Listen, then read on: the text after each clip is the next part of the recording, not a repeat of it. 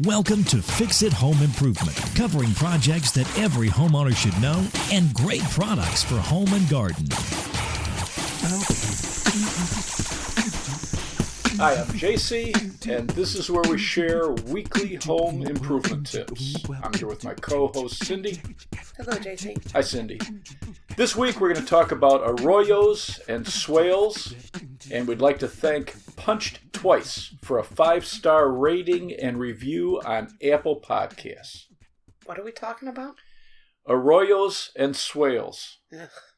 I thought it sounded cooler than drainage tips. Digging drainage ditches to move water out of wet areas to create dry land for farming and livestock has been done for hundreds of years. In the late 1700s in England, companies started making clay drain pipes that could be buried in a ditch and surrounded with stone to help drainage. In the 1850s in the U.S., companies started making drain pipe, and some were designed just to be laid on top of a coarse bed of stone and butted up to each other and then covered with stone so the water could flow through the joints and through the pipes. Some pipe had eyelet holes to admit water, and the sections were held together loosely with short pipes called collars. And there was enough slop or enough room in there that water could flow through the joints also. Well, this is exciting. This week we have some drainage tips for moving water from where it's accumulating and causing a problem to an area where it could be used by a garden, landscape area, trees or plants, or just moving water to an unused area in your lawn or to a dry well to be absorbed into the soil. Depending on your climate and the natural slope and contours of your yard, you can have areas that pool water, areas that get soggy, or you can have water accumulating against your home, allowing water into your basement or crawl space. 2 landscape projects that can help drain and move water in your lawn are Arroyos and Swales. Arroyo is Arroyo, if you want to look up some pictures. So you didn't just make up this word? It's pretty cool. You should check it out. So this is a Spanish term for creek or brook. In nature, flash flooding or seasonal flooding can create this dry riverbed. They're found in deserts and other dry climates. It's usually filled with stones and rocks when it's dry. To help direct the water from downspouts and water that pools in areas of your lawn, especially against your home, you can dig a trench, grade it away from your home, and fill it with decorative stone, and you can create the look of an arroyo. A swale is a depression that's created by moving water. If you have water that... You're not going to spell it? Swale, S-W-A-L-E. So if you have pooling water in an area of your lawn, you can create a trench that's graded away from your home to move the water to an unused area or to a garden so it can be absorbed into the soil. Swales are usually covered with grass and can blend in with your lawn. Some swales are created by digging a trench and then adding gravel and perforated drain pipe and then covering the gravel and the pipe with grass, and that's going to give you even better drainage. If you're getting water in your basement or crawl space, you can combine the look of an arroyo as a landscape area next to your home and add perforated drain pipe that extends through your lawn, moving the water away from your foundation. This style of drainage is called a French drain, and it got its name from Henry Flagg French, who was an American lawyer. Not from France?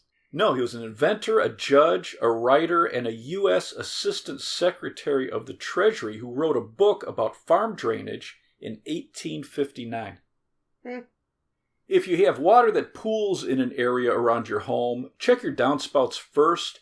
You may solve a soggy area by redirecting or extending your downspouts. Is that hard to say? All the S words are hard for me to say. In the house I'm in now, I had an area along the side of the house where 2 downspouts discharged water, one at the front and one at the back of the house, and water would pool along the side, causing a leak in my crawl space. So I extended the downspout from both of these to the backyard, and now the side of the house is dry. How's the back of the house? So the problem became a section of the lawn by the side of my patio in the back where it started to collect water. And the area got so wet it started killing the grass. and my robot lawnmower would get stuck in the mud there. It would just try to back up and go forward. It would dig a hole. So I got topsoil and added height to the area where the downspouts end and graded the soil away from the house towards the back of the yard. And I covered that wet area with sod, and I had sloped it. So now when the water hits that area, it hits that new topsoil and it's graded away. So now water doesn't pool there anymore. So sometimes just redirecting or extending downspouts further from your home can solve a pooling or a soggy area. Mm-hmm. And I would shoot for 10 feet away from your home if possible with your downspouts. And you can also extend your landscape areas to give more area for downspouts to drain. And the larger your landscape areas, the less grass you have to cut and care for and water and fertilize. Don't sound so excited. If you have a large area of your lawn that collects water, you can create a drainage swale by digging a trench that works with your lawn's natural shape. It could be a long, narrow trench or a curving path to match the contours of your lawn and make it look more natural, especially if you're going to be covering the swale with grass seed or sod. And think about shaping the slope so it's easy to use a lawnmower. To create a drainage swale, you would mark out the area and then remove the grass and soil. If you have good grass, you can cut it out and try to reuse it. You can use a shovel or rent a trencher or backhoe. You want the trench to be a few inches deeper than the surrounding area. And go wide so you can shape the sides so you have a smooth slope into this trench. And the trench needs to be sloped away from your home and toward where you want it to drain. And you could have it end at a garden or landscape area with plants.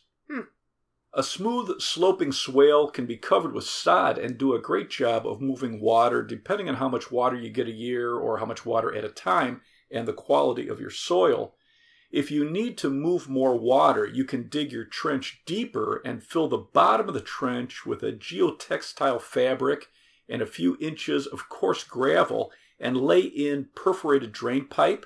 And then you're going to put gravel over the top of the pipe, and you're going to put a geotextile fabric over that, and then cover it with topsoil and sod or topsoil and grass seed. And you need to make sure that everything is sloping away from your home. What's a geotextile? So rather than landscape fabric, which can fail or get clogged, a geotextile is a heavier duty fabric that allows water to pass through, and it stops debris, soil, and sand from getting into the perforations of your drain pipe. And it's going to last much longer, too. Exciting.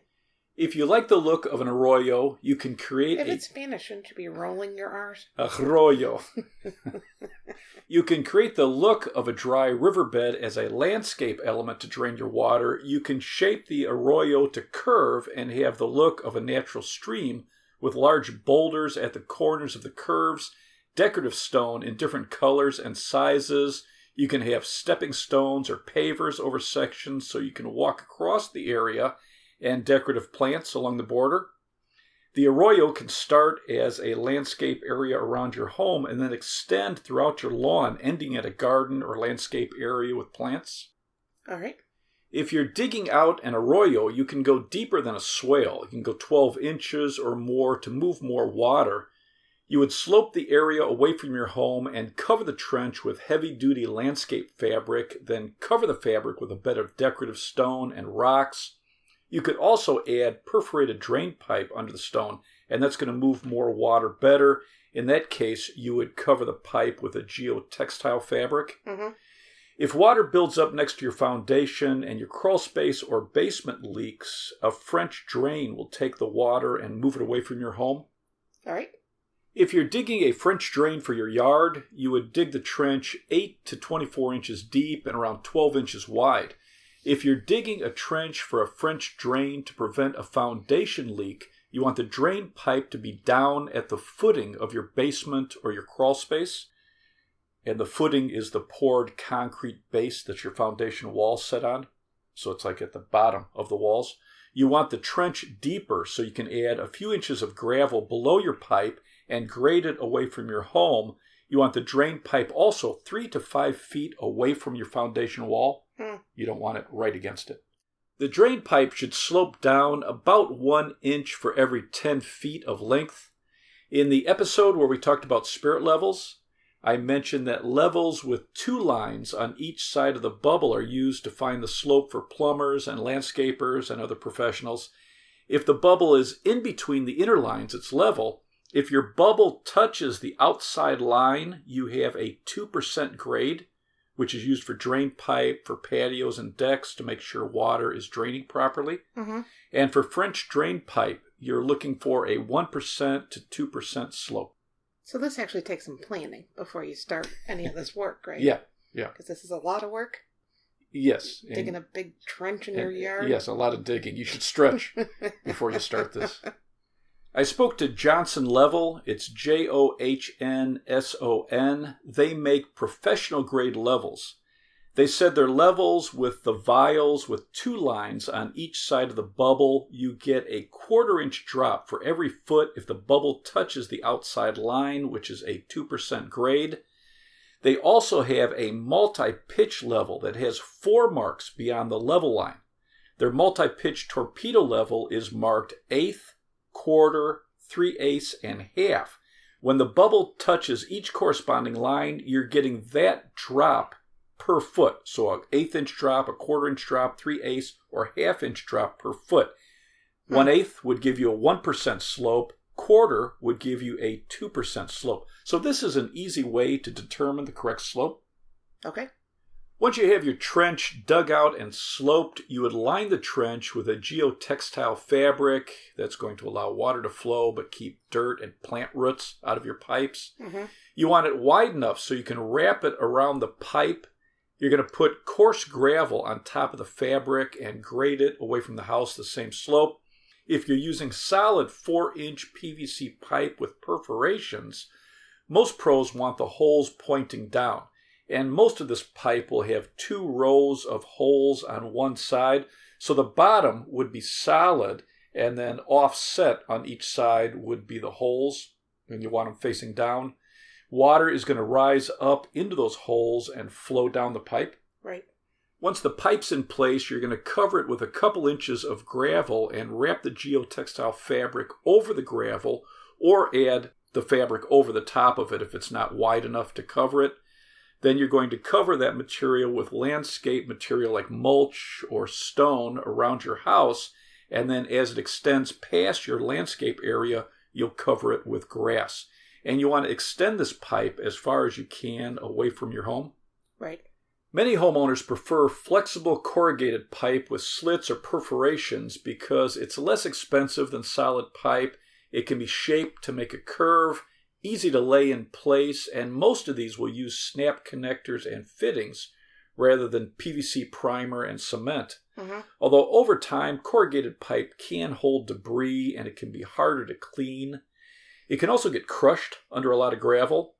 Adding an elbow and a short pipe with a cleanout cap is smart, I think, for any type of pipe that you lay. It's going to make it easy to flush out with a garden hose so you can help keep that pipe clean. So this has like a cap in your landscaping? Right. So I would add an elbow or a T and then run a short piece of pipe up to a fitting that's flush with your either landscape material or the lawn, mm-hmm. and then have a cap that you can remove. So some of these are decorative, and they'll be like green to match your grass. Right, exactly. And then also, this is nice access if you want to have a professional clean it out with a pressure hose. Mm-hmm. If you're in an area and your soil has a high concentration of iron or manganese, you can get a buildup of iron ochre, and it's IRON. Ochre is OCHRE. And this can be caused either by a chemical reaction or bacteria. It's a rust-colored jelly-like buildup that covers the lower part of the pipe, and it can clog the holes. Yuck. So some companies, if they're putting in PVC pipe that's perforated, they'll have the holes on top, and that's going to prevent the holes from becoming clogged. So the bacteria is a ferrobacteria, also called iron bacteria, and it creates this by feeding on the iron. Or there can just be a chemical reaction in the soil when the iron combines with water and air, and it turns into iron hydroxide, creating this sludge. You can check with your local building inspector to see if iron auk is a problem in your area. That way you know which way to orient your holes. When you're extending your pipe into your lawn, you can end it at a landscape area or a garden. You can just leave the end capped off. You don't have to put anything at the end. Or you can have a pop-up emitter. So you would put an elbow on it and a pipe coming up to a fitting. And this fitting will emit water. So if the pipe gets filled with water, you have a heavy downpour, the pipe's full of water, it'll bubble out. The top of this will pop up and water will spill out. Oh, exciting. So it's nice to be in an area where you have a tree or shrubs or plants. Right. Or it can end at a dry well. And what's that? This is a large, usually plastic container with holes in it where the drain water can collect and slowly drain into your soil. It's buried underground. Some will have pop-up emitters on top, so if there's a heavy downpour and it completely fills, the excess water can escape out of the top. So again, this would be good next to a garden or a landscape area. Okay. Before you start a project like this, check with your town for restrictions or regulations. If you have a septic system, make sure you're not draining this into your drain field. You should call 811 or go to the website call811.com. It's CALL, the numbers, 811.com, and have all of the underground utilities marked before you start digging. If you're moving water toward a street or a city sewer, make sure that there's no restrictions in your town. Okay. There's a product called Drain Sleeve. It's DRAIN, capital SLEEVE. This slides over a 4-foot perforated drain pipe rather than using geotextile fabric. You just slide this over your pipes and connect them. Cool. Some top-rated fabrics for drain pipe come from Super Geotextile. It's SUPER, capital GEOTEXTILE. US Fabrics, it's just the letter U, the letter S, FABRICS, and NDS, just the letter N, D, and S. And NDS also has an interesting flexible French drain pipe called Easy Drain, and it's just the letter E, the letter Z, DRAIN. The sections of pipe come wrapped in a geotextile fabric and a polystyrene aggregate. So you don't need gravel. It's all wrapped together. Oh, so cool. You've got everything wrapped. It's very easy to install, and they say it has a 100-year lifespan. It's good. Do you have anything else to add? I think that's a good overview of some of the things you should be researching if you have drainage problems. And you know, French drains are so effective that in Quebec, Canada, all residential homes since 1955 are required to have a French drain unless you can prove to them that your home won't need it. Interesting, huh? Yep. Let's wrap this up. You can subscribe to our podcast on your favorite podcast app. If you enjoyed it, please leave us a review. You can check out our home improvement videos on our YouTube channel, Fix It Home Improvement. And you can subscribe to that as well. You can download our ebooks. They're called Home Improvement Solutions, What Every Homeowner Should Know, books 1 through 13 on Amazon. If you enjoyed it, please leave us a 5-star rating and review. You can follow Cindy on Twitter at FixItCohost. You can follow us on Instagram, Fix It Home Improvement. And you can email us at fixitpodcast@gmail.com. Thank you for listening. Talk to you next week.